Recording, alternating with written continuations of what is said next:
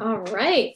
Well, hello, everybody. My name is Danielle. I am the founder of Tackle What's Next, and we are a founding member of the Making Sports More Equitable Coalition. And we're continuing our initiative to create conversations around equity and inclusion in the sports space.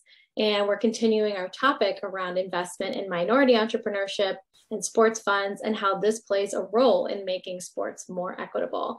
So we're talking about the inequity within sports entrepreneurship, how each one of us can support each other with one goal in mind, being opportunity and access to everyone. And we want to highlight the importance of sports spaces that are representative of the world around us and provide resources, connections, and collaborations to everyone in the industry.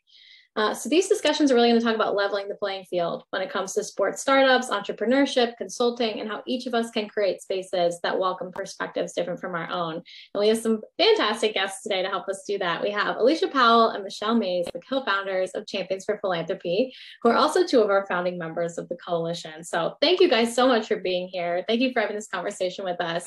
Really, really appreciate your time. Thanks for having us, Danielle. We're happy to be here. Awesome. Yeah, thank you.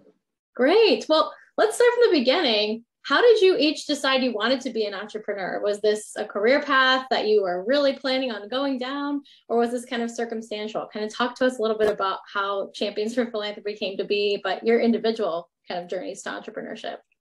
Yeah, so it was definitely circumstantial. For me, I had toyed with the idea of entrepreneurship, but didn't know exactly what that might look like. But I did know also that I wanted to work in sports.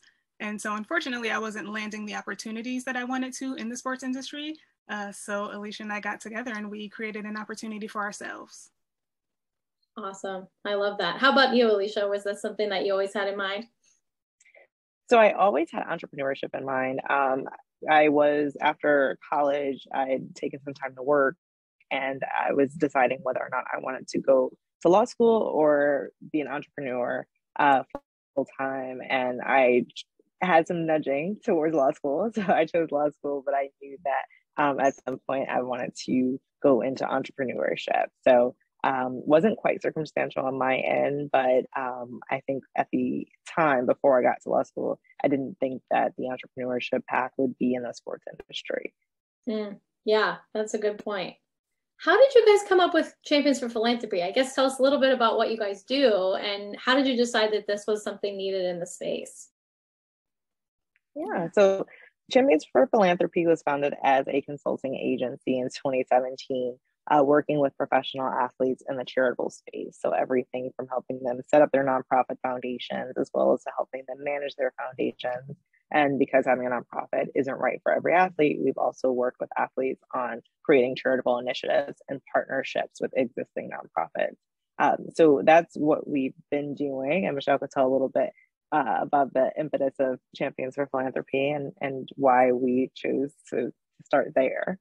Yeah, so Alycia and I have actually known each other for many, many years.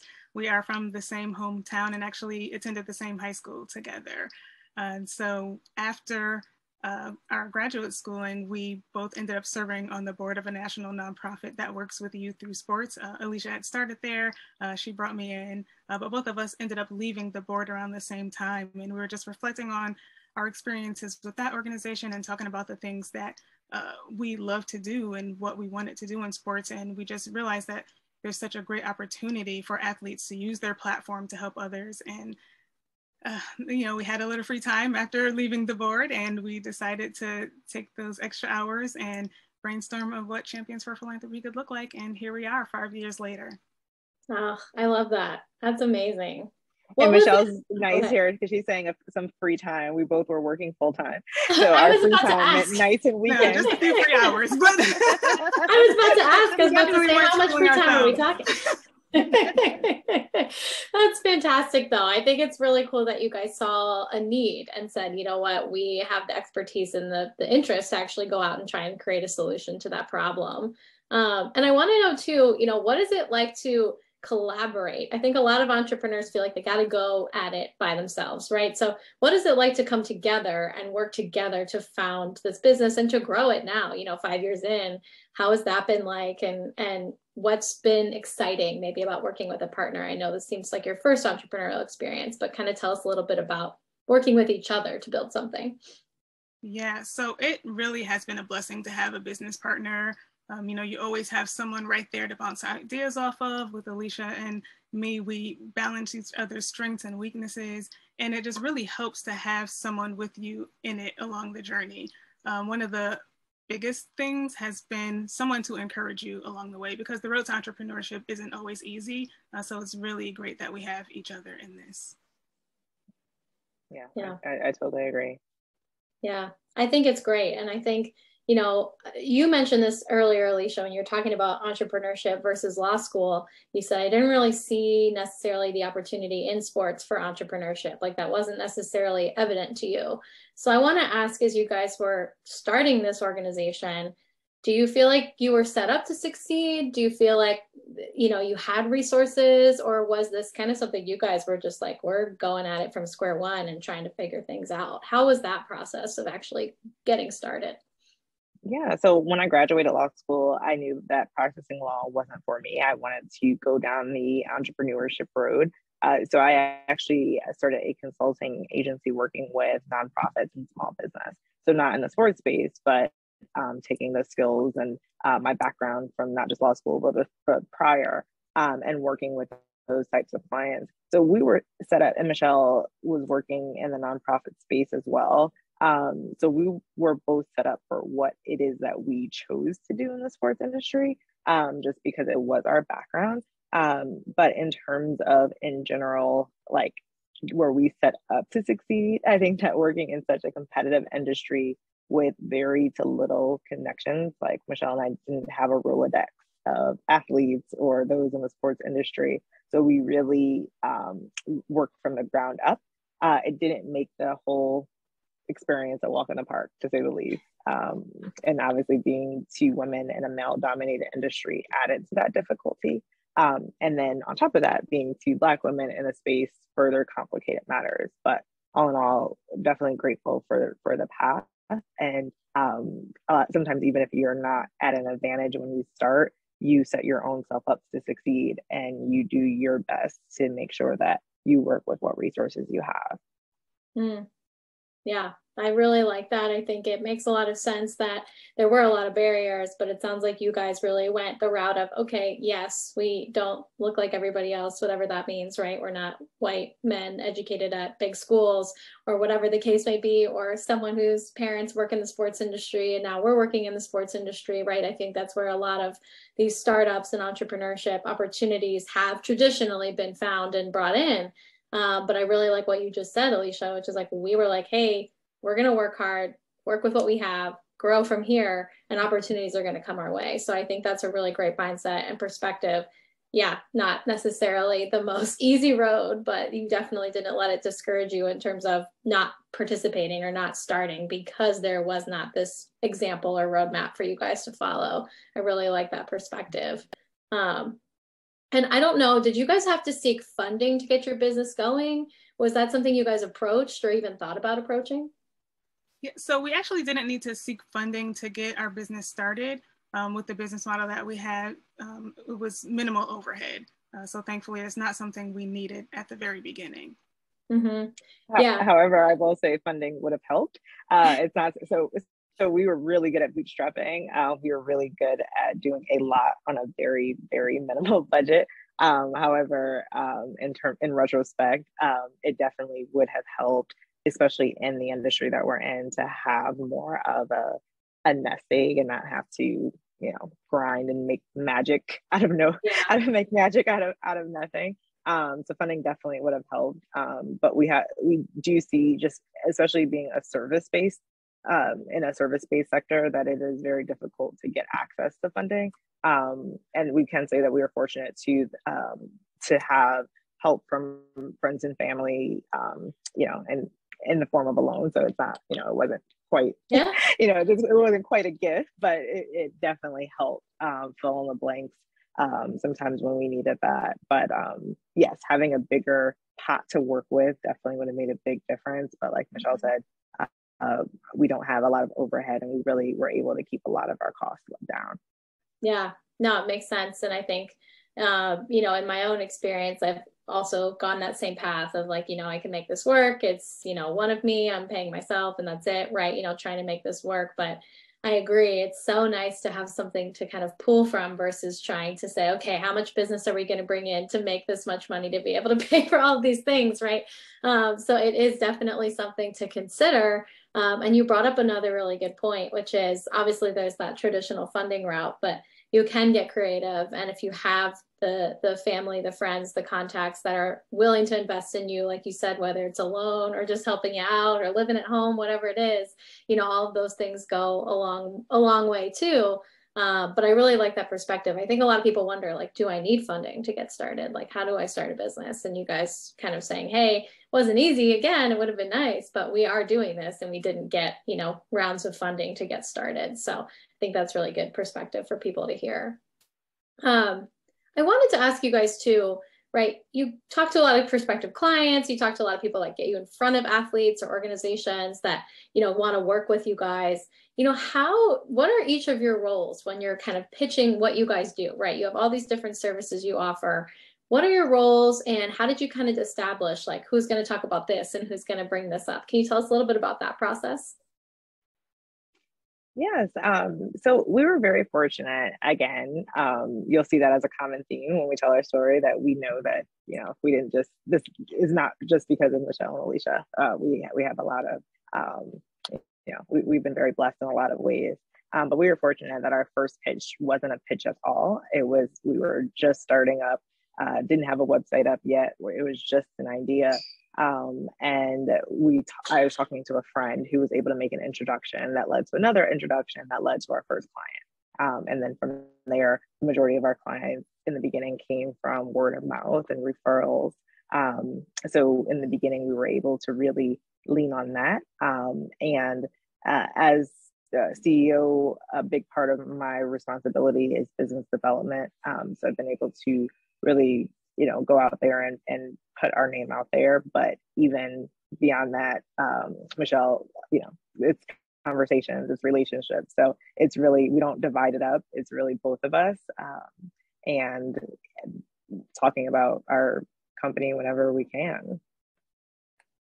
Yeah, absolutely. I think business development is a huge piece. And it's great that you were able to have those referrals and kind of word of mouth coming in. And I think people overthink that step, right? They feel like they don't necessarily, like that's not something to rely on. And yes, that's not necessarily what your strategy should be built on. But I think it's really, really important to, one, service your clients, especially in a service business, well enough. They will tell people about how awesome you are and pass business your way, right? And be kind of recruiting for you, indirectly. And two, those referrals are so helpful from contacts, friends, and family. And you brought it up, Alycia. It's so important to have those relationships that even if they aren't a direct kind of potential client of yours, to be able to communicate to them what you're doing, how they could help, who they should be looking out for, because I think that's something else that you just aren't thinking about, like who in your network might be coming across your potential clients to say, hey, you guys got to go find Champions for Philanthropy. They're doing what you need. Here, let me connect you, right? That's also equally valuable.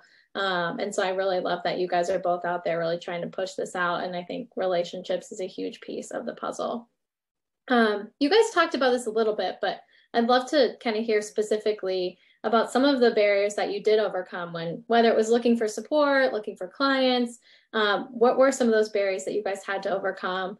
Maybe you're still trying to overcome a few. And what are some of the resources that have helped you in this 5 years as you've been growing out? Is there anything specific that stands out that was really helpful for you all?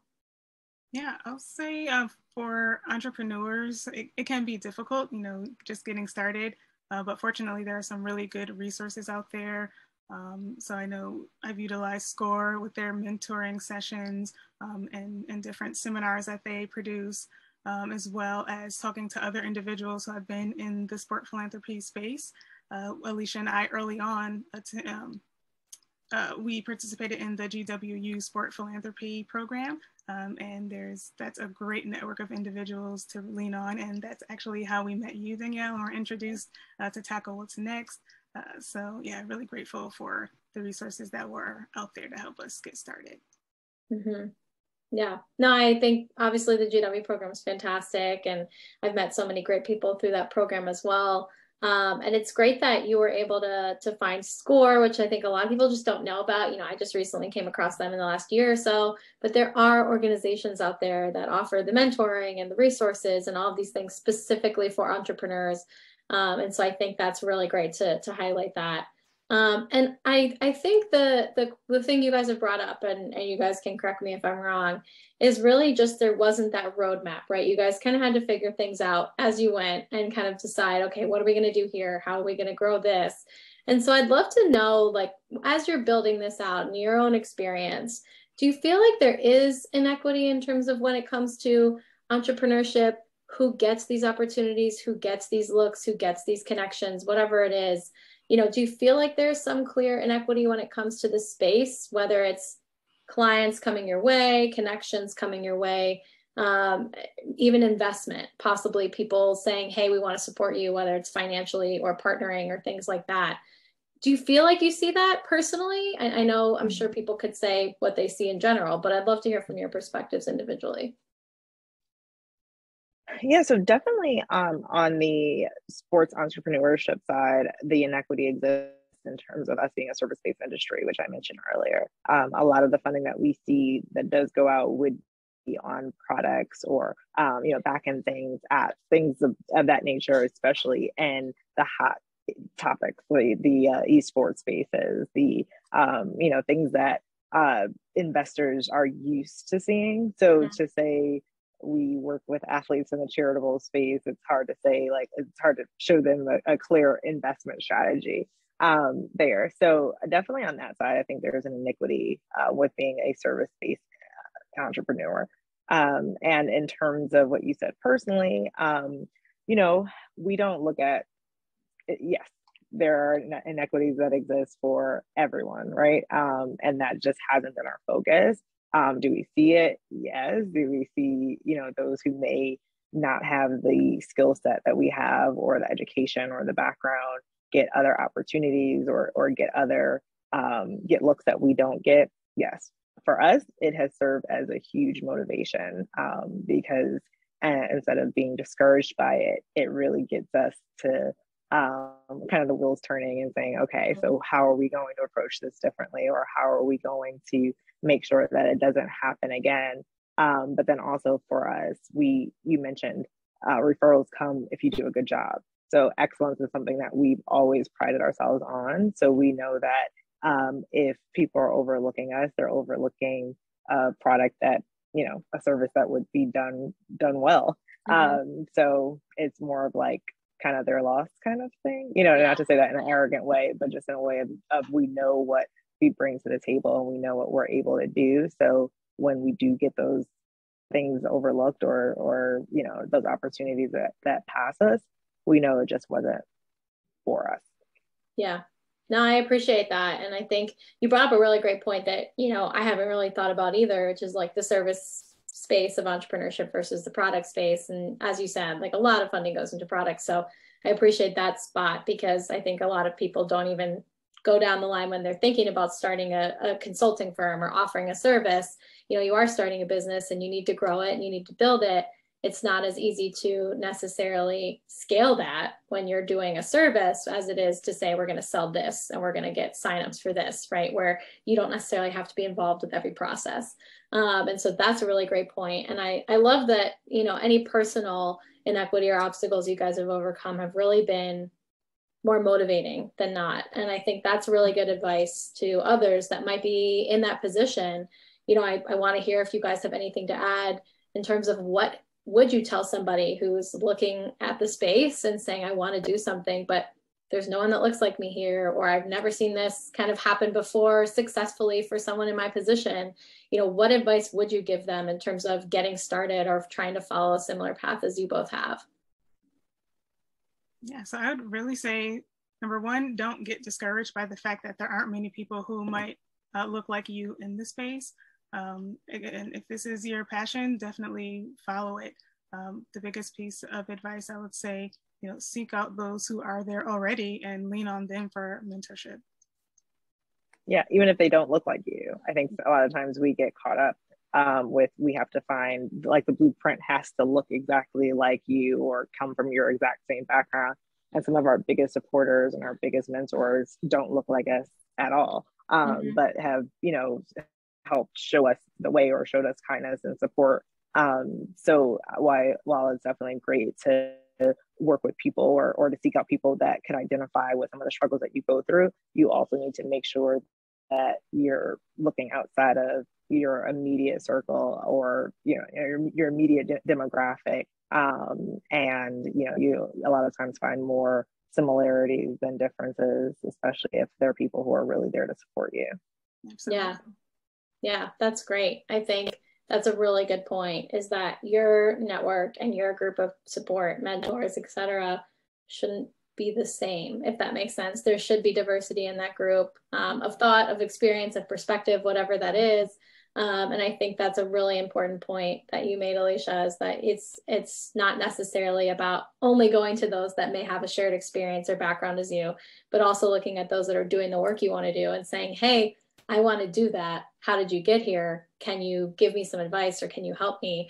And I think people will be pleasantly surprised that people want to help, right? People really do want to help, regardless of what you're trying to do. If you flatter someone enough to say, hey, I really love what you're doing and I think you're awesome and I would love to talk, it's very rare that you're going to get like a no thanks. You're probably going to get, somebody's time, even just for 5 minutes, just to chat. So I think that's a really great point. And Michelle, your point as well, I think is well taken, is like, don't let that discourage you. Find that thing that you really care about and let that be the fire that pushes you through all of the adversity you might face. Like somebody needs your solution or your company or your voice. So I think you guys both gave some really, really good advice. And just a couple more questions as we wrap up here. You guys are working with athletes that are creating really important initiatives. So you're working with people in the world of sport for development and social impact. Like you said, you're connecting athletes to nonprofits. And Alycia, you mentioned this earlier around service businesses versus product businesses getting these investments. Is there something that you guys wish that investors, maybe funders, potential funders of organizations knew, maybe about service businesses or about your business in general? What do you guys wish they knew when deciding where they want to put their money, their time, their effort? Yeah, so the biggest thing I'd say there is listen to the experts, those who are in the trenches doing the work day in and day out. That's the best route. Mm-hmm. Yeah, 100%. I think there's so much that is lost when you just try to go after what everybody thinks they should be doing, or everybody thinks looks good, right? Versus like, who's actually there working with the right people that you're trying to talk to, who has the connections, who has the relationships, who's been doing the work, like you said. So great answer. And I think it's a great point that, again, you guys brought up. I wasn't even really thinking about that diversity and service business getting investment versus product business. So maybe there's some interesting things people can start to do in looking at service businesses and kind of where the investments could be made there. So I really love that. And then my other question really had to do with building a network. So you guys have both really harped on relationships, finding the right people, getting those mentors. So how do you build that network of people, whether it's with connections, whether it's with funding, whether it's with just the right people that are kind of potential clients in your space, who understand what you're doing, they want to invest in you? Where have you guys found are good places to build those relationships? So you guys both mentioned programs you've been involved in, but for someone who's just starting out, like, what would be your advice on where to go to start making these relationships? Yeah, fortunately, we didn't start during the pandemic, so we were able to, be out and about. Yes. But building relationships with those outside of the sports industry has been really instrumental for us. Making sure that we're not focused on just sports industry networking events or sports industry events or groups. We found some of our biggest supporters, our biggest people who have been able to introduce us to those like potential clients being those who are not in the industry at all. So really a huge piece of advice is to look outside of the sports industry. And even if it's something that you think has no direct correlation to your business, like, tech or real estate or something like that, you'd be very surprised at the conversations you could have and the connections that you can make, whether it be to introduce you to a potential client or to be a funding source or to just be able to give advice of generally how business works. And, it's great to have an outside perspective. Yeah, and definitely use the resources that are available to you, starting with social media. You know, LinkedIn is an amazing platform. As Alycia mentioned, we did a lot of this relationship building pre-pandemic, but definitely in the times we are in now, where things aren't back to normal, social media, LinkedIn are great tools to build your network. Yeah, absolutely. I think those are obviously very good answers. And I think at the end of the day, like you guys said, it's about going out there and doing it, right? Not just being like, well, I don't have these relationships, what am I going to do? But really going out there, meeting people, shaking hands. If we're going back in person, right? Or virtually getting on LinkedIn or joining those virtual events, whatever it is. So that's really, really great advice. And I just have a couple more questions. And one is really about this movement of philanthropically motivated investments. So I think we've seen a lot of athletes that are now, instead of just like starting a nonprofit, or starting a fund where they're actually investing in companies that are kind of pushing the values that they want to see. And I want to kind of hear from your perspective in the work that you're doing. Do you feel like your work has been impacted by this? Are you seeing athletes coming to you saying, hey, I don't really need to start my own nonprofit, but I would love to start a social impact fund, or I'd love to start looking at where this kind of funds I'm putting together as a, fiscal sponsorship or something can go to organizations that are doing the work I want to see. Can you tell me a little bit about how you've benefited or things have changed on your end with this kind of, I guess, newer or more public trends that we're seeing? Yeah, no, so it was something that's very exciting for Michelle and I, because when we started Champions for Philanthropy, obviously we started with working with athletes on the philanthropic side, just because that was what we were most passionate about at the time. But we had a vision of working with athletes to really make a structural change in their communities, not just on the philanthropy side. So this was always something that we knew we would be doing down the road. But now that everyone is kind of catching up to what we were thinking back then, it's really exciting for us, because we're able to now look at things from the perspective of not just philanthropy, but impact, and what does impact mean, and how athletes are able to use their platform and their resources to make impact, as opposed to just doing things charitably or philanthropically, but still able to make a return, and make an impact on their community and make structural changes in their community. So for us, we have some really exciting things down the road that we're working on, not quite ready to share yet. But there will definitely be a shift with Champions for Philanthropy to be focused more on the impact side, as opposed to just philanthropy. Mm-hmm. That's awesome. Now, I know this is something that you guys have long kind of had in your kind of repertoire of people you work with. You want that impact, you want that tangible change that you can see. And it's not just about, a fundraising event now and then, but really kind of making an impact in the lives of individuals and in different causes. So I'm really glad that society's kind of catching up to your to your ideas a little bit here, and excited to see what you guys have coming up.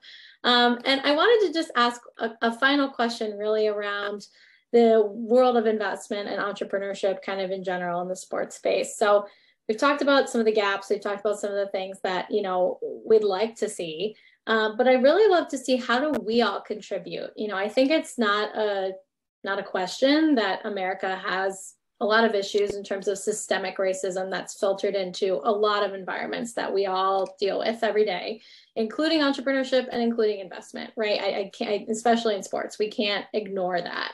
But my question is, how do we actually work to change it? So we know that this is an issue. How can each of us, as we're going about our work in the sports industry, whether we're investors or entrepreneurs, or whether we're just kind of employees at organizations across sports, what can each of us start to do to think about, how do we stop that, or kind of change that trajectory of the systemic racism that is just built in? How do we make an impact? How do we make a difference in our individual days in working in sports? How do we make it more equitable in your minds? Loaded question, I know.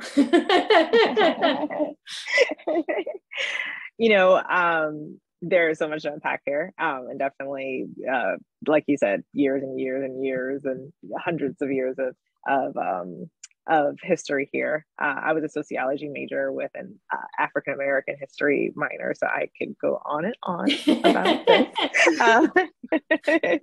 But I will just say, for us, it really starts as an individual. What can you do as an individual to, it sounds like cliche, but to be the change that you want to see? Because before you can impact the world as a whole, you can make a difference in the world around you. So, and that goes whether it be funding, whether it be hiring, whether it be just your personal interactions with others. The only way that we can actually make a dent is if each one of us looks at ourselves and our hearts and does the change there, and then we can see how can we affect the world in general.